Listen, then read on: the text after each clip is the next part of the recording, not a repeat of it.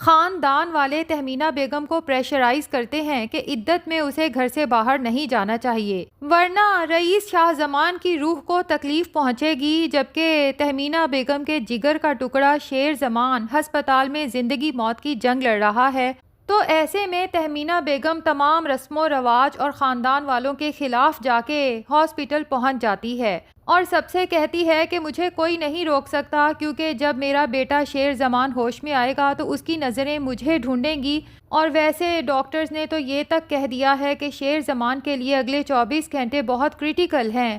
اللہ نہ کرے لیکن رئیس شاہ زمان کی طرح اگر میرا شیر زمان بھی مجھے چھوڑ کے چلا گیا اور ایسے میں اس کے قریب نہ ہوئی تو میں ساری زندگی خود کو معاف نہیں کر سکوں گی۔ ادھر بدر زمان اپنے بیٹوں کے ساتھ مل کے بیٹھتا ہے اور کہتا ہے کہ پلان تو شیر زمان کو مارنے کا بنایا تھا، اگر رئیس شاہ زمان کے ساتھ ہی شیر زمان بھی چلا جاتا تو اس ساری دولت جائیداد پہ میرا اور میرے بیٹوں کا حق ہوتا، لیکن ابھی بھی میں نے ہار نہیں مانی، پوری کوشش کروں گا کہ بھائی صاحب کی طرح ہاسپٹل سے شیر زمان کا بھی جنازہ ہی گھر آئے، لیکن ساتھ ہی اپنے بیٹوں کو سمجھا دیتا ہے کہ جب تک شیر زمان کا کچھ ہو نہیں جاتا اور بھائی صاحب کی وصیت سامنے نہیں آتی تب تک ہم لوگوں نے نعیمہ خاتون اور تہمینہ بیگم کے سامنے اپنے اصل رنگ نہیں دکھانے، بلکہ پوری ایکٹنگ کرو کہ جیسے رئیس شاہ زمان کے جانے کی تکلیف سب سے زیادہ ہمیں ہوئی ہے۔ اور ابھی رئیس شاہ زمان کو مرے زیادہ دن نہیں ہوتے کہ بدر زمان، جسے بس یہی ٹینشن ہے کہ رئیس شاہ زمان کی وصیت ہمارے سامنے آ جائے،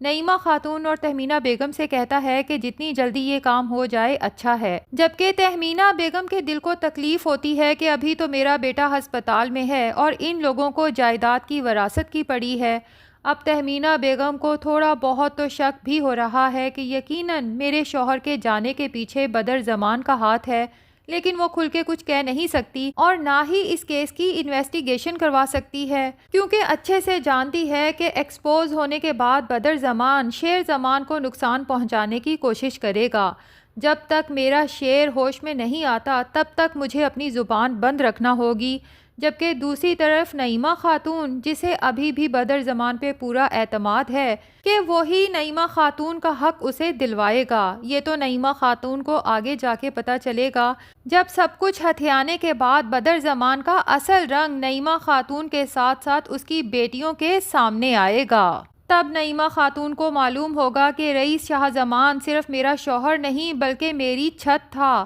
اور شیر زمان جسے ساری زندگی وہ سوتیلا کہہ کے نفرت کرتی رہی، ایٹ دا اینڈ وہی شیر زمان نعیمہ خاتون کا سہارا بنے گا۔ بہرحال فی الحال تو شیر زمان کی حالت وہ ہے کہ اسے خبر ہی نہیں کہ چند ہی دن میں اس کے اوپر کیا قیامت ٹوٹ چکی ہے۔ اب جب وکیل کو بلایا جائے گا اور وکیل سارے خاندان کے سامنے رئیس شاہ زمان کی وصیت پڑھ کے سنائے گا تو بدر زمان، اس کے بیٹوں کے ساتھ ساتھ نعیمہ خاتون کے بھی تن بدن میں آگ لگ جائے گی، کیونکہ رئیس شاہ زمان مرنے سے پہلے اپنی تمام دولت جائیداد شیر زمان کے نام کر چکا ہے، جبکہ اپنی زمین کا بس تھوڑا سا حصہ اپنی دونوں بیویوں نعیمہ خاتون تہمینہ بیگم اور بیٹیوں مرجان اور نسیم کے نام کیا ہے۔ اب چونکہ سارے گھر والے وہیں پہ موجود ہیں تو مجبوری کے تحت نعیمہ خاتون اور بدر زمان کو اپنے جذبات پہ قابو رکھنا پڑتا ہے، جبکہ دوسری طرف تہمینہ بیگم، جسے نہ تو پہلے کبھی اس دولت جائیداد کی لالچ تھی نہ ہی اب ہے،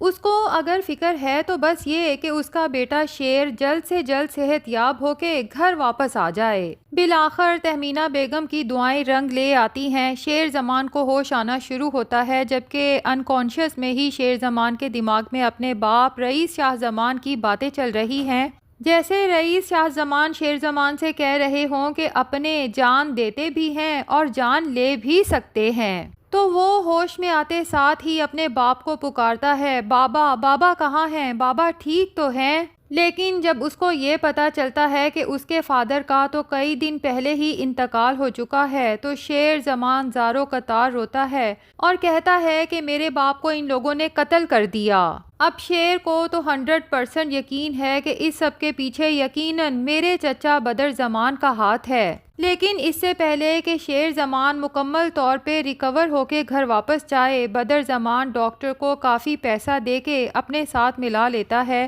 اب شیر زمان جس کا ایکسیڈنٹ میں دماغ کا کافی حصہ ڈیمیج ہوا ہے، تو بدر زمان ڈاکٹر سے کہتا ہے کہ اس کو کوئی ایسی میڈیسن کی ہیوی ڈوز دیں کہ جیسے جیسے میڈیسن کی ڈوز بڑھے اس کا بی پی شوٹ کر جائے اور نروس بریک ڈاؤن ہو جائے، اور شیر اگر بچ بھی جائے تو دماغی طور پہ ہمیشہ کے لیے معاف ہو جائے۔ اب شیر جب تھوڑا بہت ہوش میں آتا ہے تو بس اس کے دماغ میں ایک ہی بات آتی ہے کہ میرے باپ کو مار دیا۔ اب شیر کے سامنے جو بھی آتا ہے بس وہ یہی چلاتا ہے کہ تم نے میرے باپ کو مار دیا۔ ایسے میں اس کی منگیتر ردا جب اس سے ملنے جاتی ہے، جو کہ شیر کی حالت دیکھ کے کافی پریشان ہوتی ہے، تبھی شیر کے قریب جاتی ہے کہ اسے بھی تسلی دے سکے اور اس کے باپ کی تعزیت بھی کر سکے، لیکن جیسے ہی ردا شیر کے بیڈ کے قریب جاتی ہے تو شیر اسی کا گلا دبوچ لیتا ہے کہ تم نے میرے باپ کو مارا ہے۔ ردا تو شیر کی یہ حالت دیکھ کے بہت پریشان ہو جاتی ہے، بلکہ اسے تو شیر سے خوف آنے لگتا ہے۔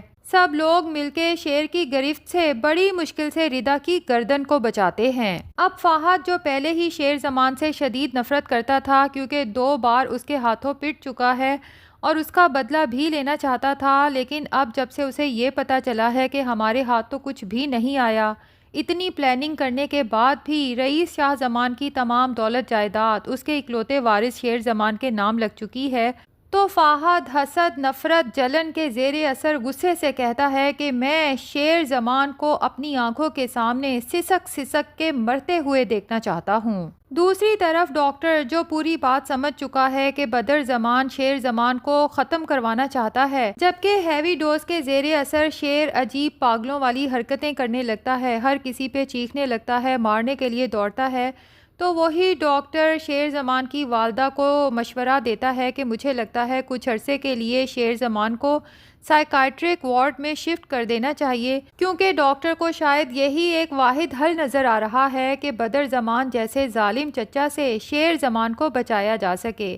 اب شیر زمان کی والدہ بھی ڈاکٹر کی بات مانتے ہوئے اسے سائیکائٹرک وارڈ میں شفٹ تو کر دیں گی، لیکن ساتھ ہی اس بدر زمان کے خلاف بہت خاموشی اور رازداری سے تمام ثبوت جمع کرنا شروع کرے گی کہ جب شیر زمان ریکور ہو کے گھر واپس آئے تو اس بدر زمان کو اس کے انجام تک پہنچایا جا سکے۔ جبکہ دوسری طرف فجر جو اسی سائیکائٹرک ریہیبلیٹیشن سینٹر میں کام کرتی ہے لیکن فی الحال ہیلتھ کیئر پروگرام کے لیے امریکہ گئی ہوئی ہے، اب جب 1 سال بعد وہ پاکستان واپس لوٹے گی اور اپنے وارڈ میں شیر کو دیکھے گی تو اس کی حالت دیکھ کر اسے یقین نہیں آئے گا کہ یہ وہی شیر ہے جس نے اپنے ہی کزن سے فجر کی زندگی اور عزت بچا کے اسے بحفاظت اپنے گھر پہنچایا تھا۔ اب ایک طرف تو فجر پہ شیر زمان کا اتنا بڑا احسان ہے جس کے لیے فجر اس سے وعدہ بھی کر چکی ہے کہ میں آپ کا احسان کسی دن آپ کو واپس ضرور لوٹاؤں گی، جبکہ دوسری طرف فجر کے دادا ابو اور تاج بی بی یعنی پھپھو کو پتہ چلے گا کہ شیر زمان اسی ہاسپٹل میں ایڈمٹڈ ہے جہاں پہ فجر جاب کرتی ہے،